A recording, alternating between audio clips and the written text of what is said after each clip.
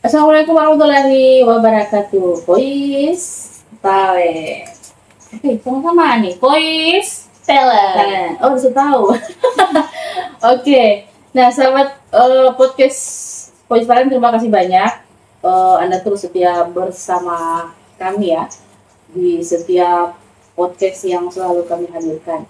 Nah, kali ini tentunya masih dengan Vivon ya di podcastnya Voice Talent. Tapi agak sedikit tema kita hari ini lebih asik. Nah, ini terkait aksi demo kemarin ya, sahabat Siti. Kejadian kemarin tanggal 1 September di depan gedung DPRD Kabupaten Tojo Unauna. Alhamdulillah kemarin demo kemarin disambut baik ya oleh Bupati Tojo Unauna dan Ketua DPRD. Nah, dari sekian banyak pendemo, ratusan bahkan ribuan kemarin, Viti tertarik dengan satu sosok gadis belia, sang orator. Nah, ini memang kalau berbicara mengenai orator, tidak gampang ya untuk bisa menyampaikan aspirasi langsung di depan orang banyak. Vivon saya ini belum tentu berani, sahabat Viti. Tapi gadis belia yang satu ini, mungkin masyarakat juga penasaran sama sosok yang satu ini. Nah, di sampingnya Vivon sekarang sudah hadir gadis belia ini, cantik, seorang mahasiswa juga, luar biasa. Oke, ini silakan menyapa masyarakat Tojo Unauna. Halo masyarakat Kabupaten Tojo Unauna dan juga halo sahabat Vivon, sahabat Viti. Sahabat Viti. Halo sahabat Viti. Jadi pada kesempatan kali ini saya ingin memperkenalkan diri saya dulu. Perkenalkan, nama saya Sani JEG, biasa kerap dipanggil Ani. Nah, kesibukan saya ini adalah mahasiswa akhir, tentu saja untuk menyusun skripsi. Itu kegiatan saya sehari-hari, dan juga saya aktif di organisasi eksternal yaitu PMII dan juga Fatayat Nahdlatul Ulama. Nah, ini lebih akrab tapi pun panggil adik, kakak, tante. Ani aja deh kayaknya. Oh, Ani. Oke, jadi lebih akrab dipanggil Ani. Iya, Ani ya Roma. Ani mana Roma? Namanya mana? Oke, baik. Nah, jadi sahabat Viti, kali ini kita akan tanya-tanya gadis belia yang satu. Ternyata sebelum prestasi sudah benar-benar diraihnya. Dan memang ini sosok berani juga untuk tampil untuk orang banyak. Ya, kita bongkar kegiatan apa saja, talenta apa saja yang dimiliki wanita yang satu ini. Masih muda lagi, luar biasa. Baik, kita langsung saja ya Ani ya untuk pertanyaan pertama di podcastnya Voice Talent hari ini. Nah, kemarin kan kita kembali ke aksi demo kemarin, itu sampai saja kita putar tegang. Aksi demo kemarin itu alhamdulillah ya kondusif sekali, disambut bagus oleh Pak Bupati dan Ketua DPRD kemarin. Alhamdulillah. Ini yang jadi pertanyaan masyarakat ya. Masyarakat juga sempat kemarin disorot sosok wanita yang hadir di depan orang banyak, dan mungkin banyak yang penasaran ini. Makanya Voice Talent juga penasaran, jadi ingin mengupas habis tentang profil gadis belia yang satu ini. Nah, Ani, apa sih sebenarnya yang memotivasi Ani itu menjadi seorang orator untuk menyampaikan aspirasi masyarakat lewat suaranya yang lengkap? Itu tidak gampang dan tidak mudah.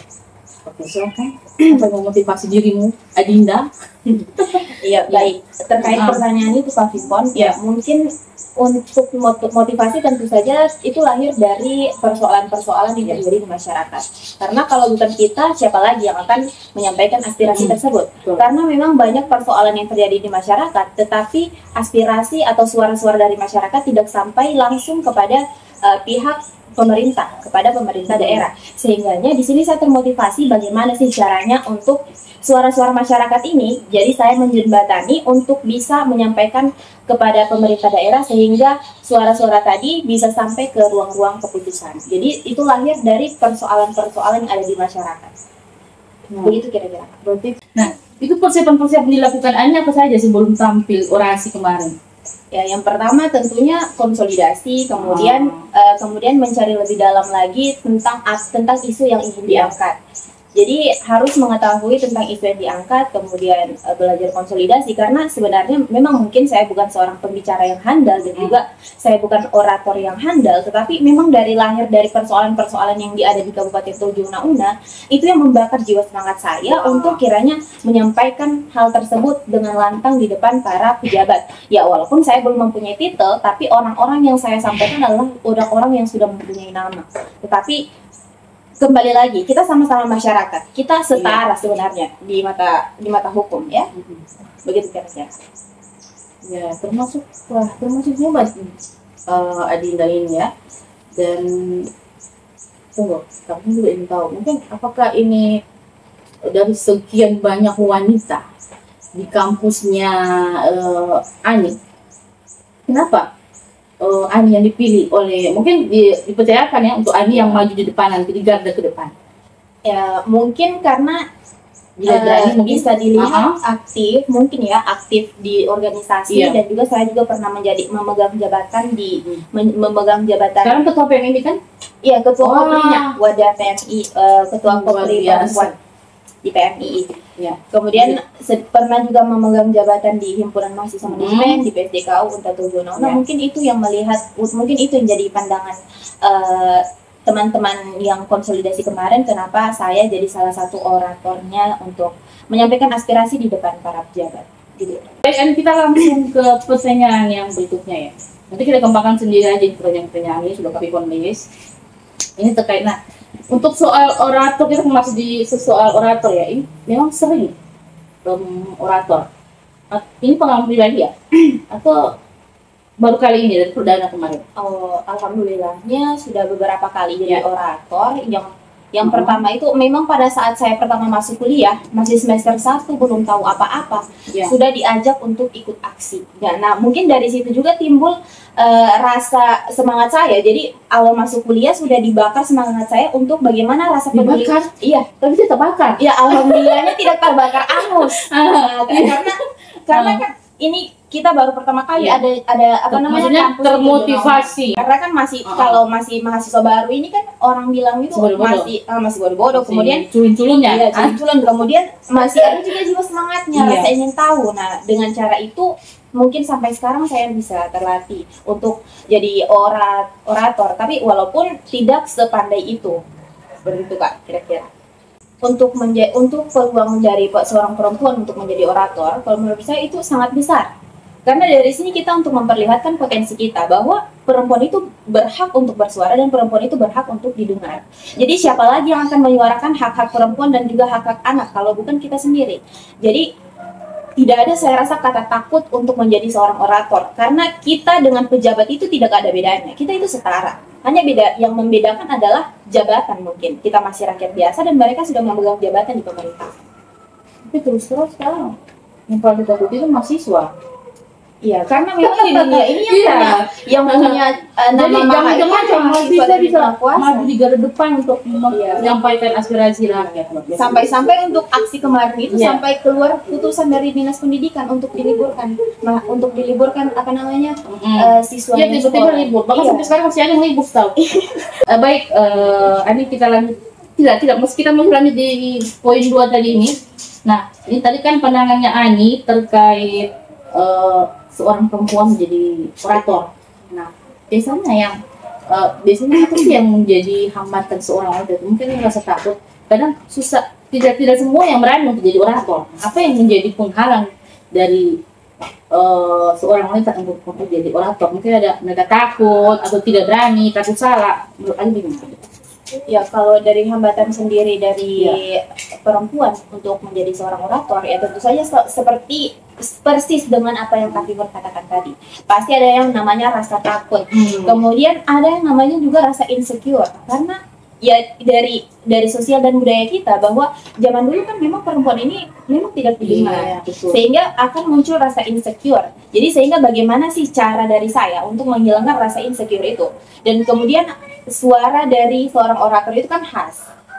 Itu yang membedakan antara suara yang khas seorang orator laki-laki dan juga suara khas dari orator perempuan.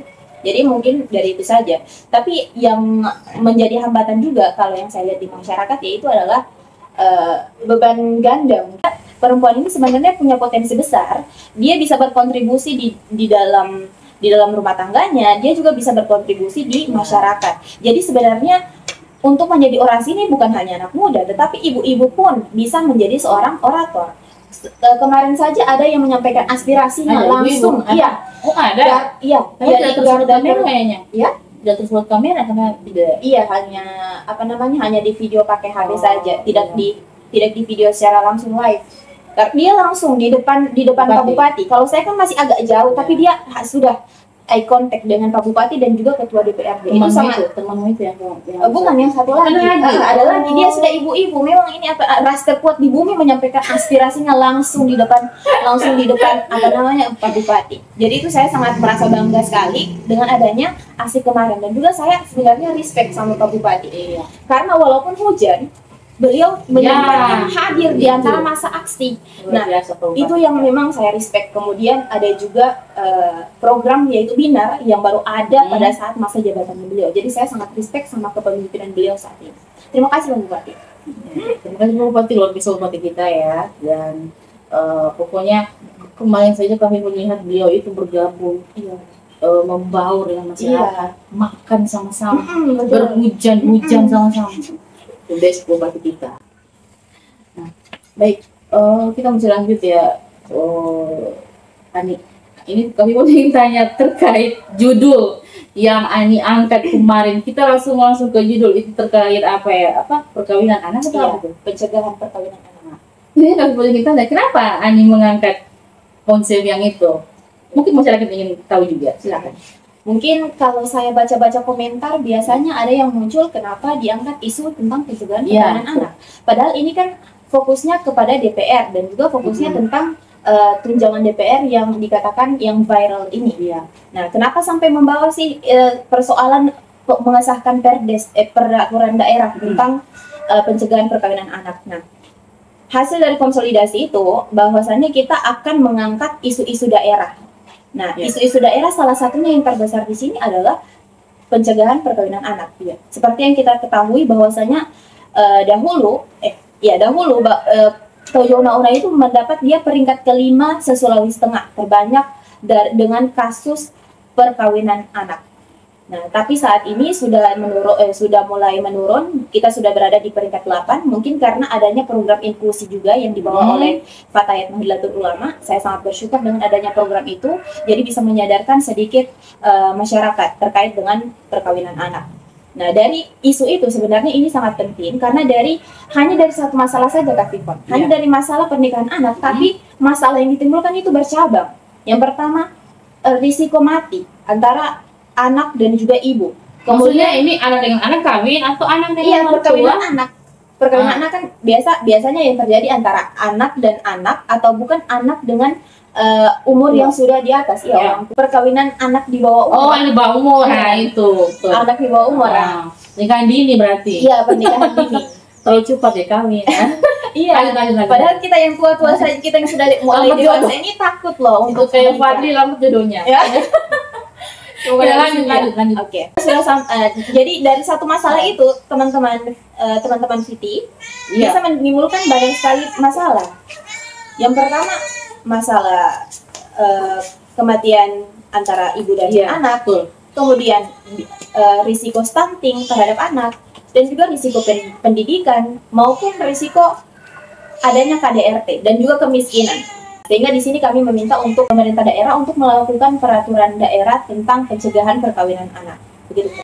Ya, ini sebenarnya kiranya ada nanti regulasi untuk ini ya.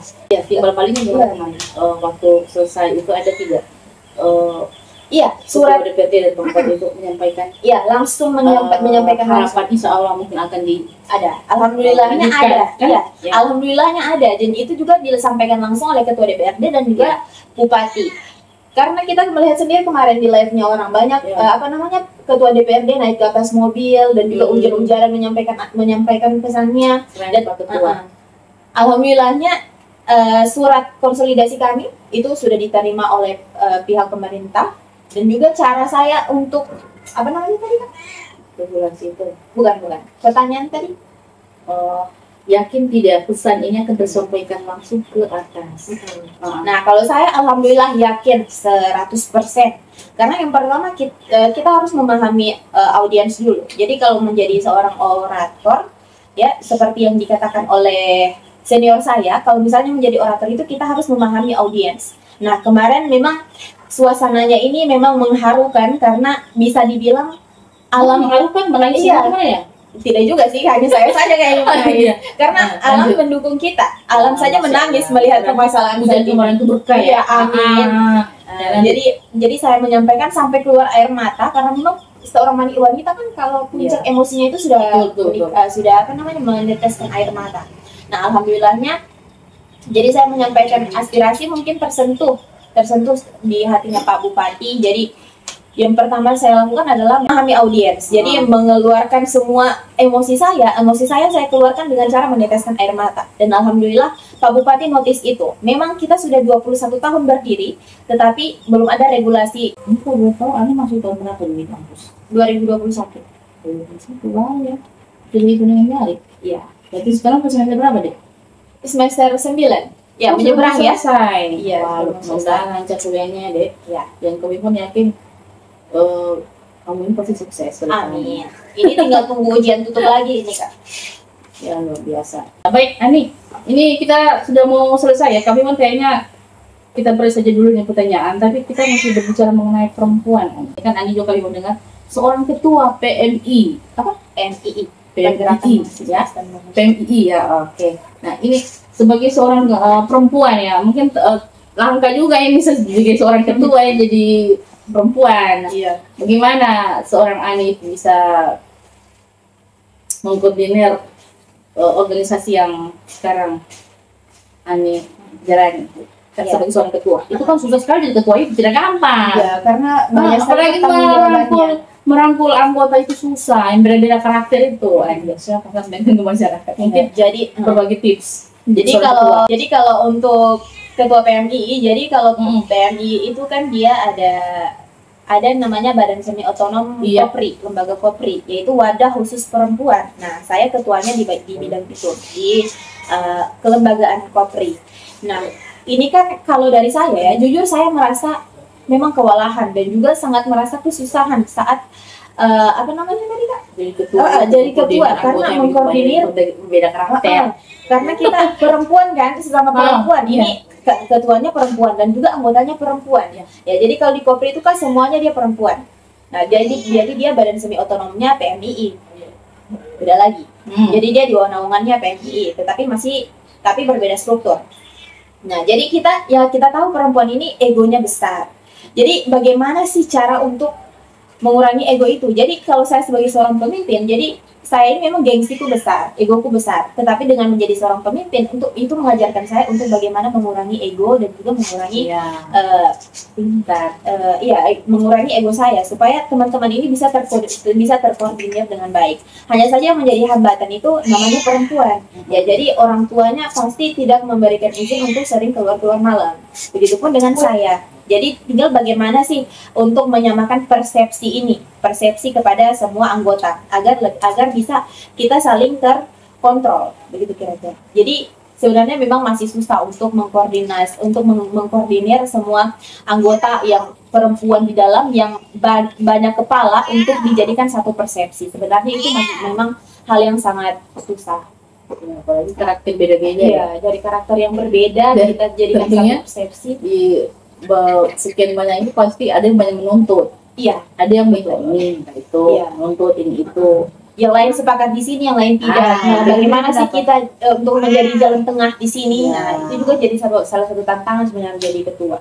Luar biasa, sosok gadis belia ini ya. Dan kita sudah sampai di closing statement Ani. Halo. Closing statement. Mungkin sebagai seorang perempuan memang kita juga jangan menganggap diri kita yang rendah ya. Kita juga bisa melakukan banyak hal. Gimana ini? Iya betul.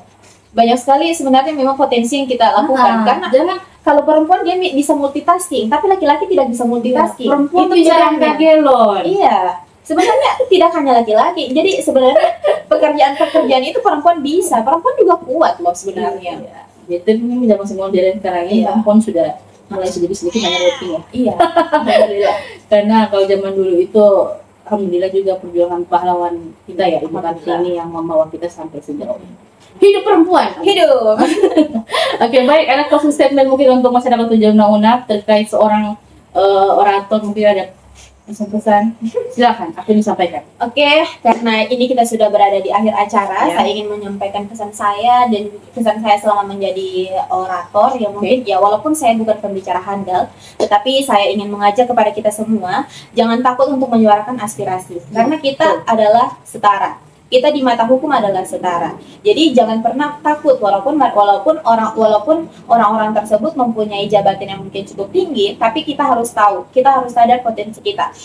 Bahwa memang keputusan tertinggi itu sebenarnya ada di tangan rakyat. Jadi sebesar apapun jabatan mereka, keputusan tertinggi ada di tangan kita sebagai seorang rakyat. Nah, maka dari itu jangan pernah takut untuk menyuarakan aspirasi kalian. Silahkan mengeluarkan undang-undang kalian agar supaya mungkin itu bisa menjadi perubahan yang terjadi di 7 undang-undang. Mungkin suara kamu akan menjadi regulasi, mungkin suara kamu akan menjadi yang memperkuat Kabupaten Tojo undang-undang. Selain itu, saya juga mengajak kepada kita semua untuk kiranya menjaga yang namanya kesetaraan gender. Kesetaraan gender itu baik sekali untuk perempuan maupun laki-laki. Begitu, terima kasih Kak Vivan. Ya, ini yang Kak Vivan sering terjadi ini. Kalau perempuan lagi marah pasti Mbak itu di Facebook atau di IG atau di story dia. Oke, baik. Terima kasih buat sahabat Voice yang sudah setia bersama kami di sini. Luar biasa hari ini. Terima kasih Ani ya. Iya. Sukses untuk semester akhirnya. Dan terima kasih sudah datang di Voice Talent ini kasihan. Dan masyarakat luar biasa. Dan mungkin masyarakat di luar sana yang penasaran dengan gadis belia ini yang sempat tersorot kamera kemarin yang viral. Nah, sudah tahu apa sebenarnya harapan-harapan dia ke depannya untuk masyarakat Tojo. The best. Oke, terima kasih banyak. Saya Vivon dan Ani pamit undur diri. Assalamualaikum warahmatullahi Warahmatullahi wabarakatuh. wabarakatuh. Dadah. Sampai jumpa.